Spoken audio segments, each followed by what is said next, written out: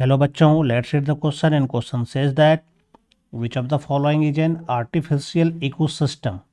तो यहाँ पर पूछा जा रहा है आर्टिफिशियल इकोसिस्टम के बारे में कि कौन सा आर्टिफिशियल इकोसिस्टम इस चारों में से है। तो चलिए इसको जानते हैं कौन सा इसमें से आर्टिफिशियल इकोसिस्टम हो सकता है। आर्टिफिशियल इकोसिस्टम का मतलब क्या होता है?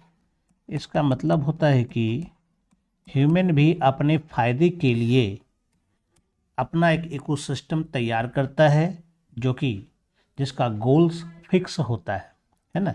यानी यह एक तरह से हम लोग कह सकते हैं यह मैन मेड इकोसिस्टम होता है।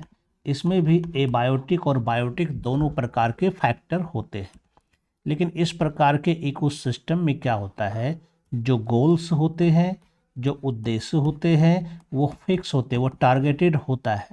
लेकिन इसकी डाइवर्सिटी जो होती है लेस होती है, क्योंकि इसमें कुछ खास स्पेसीज का प्रोडक्शन कराया जाता है, इसलिए इसकी डाइवर्सिटी ज़्यादा नहीं होती है और यह अनस्टेबल भी होती है ना।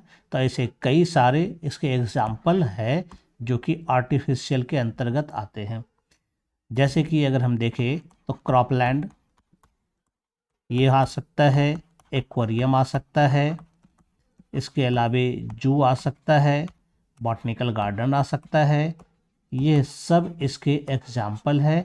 इसके अलावा कहीं भी कोई खेती हो रही हो तो वह भी इसी के अंतर्गत आ सकता है, जैसे कि राइस फील्ड है, यह भी आ सकता है ना। इस तरह से कई एग्जाम्पल इसके मिल सकते हैं। तो चलिए हम लोग जानते हैं इसका राइट आंसर क्या होगा। जैसे फर्स्ट में दिया है राइस फील्ड आर्टिफिशियल इकोसिस्टम होगा, क्योंकि ह्यूमन के द्वारा ये टारगेटेड इकोसिस्टम है। फॉरेस्ट नेचुरल इकोसिस्टम है, इसलिए यह नहीं आंसर होगा।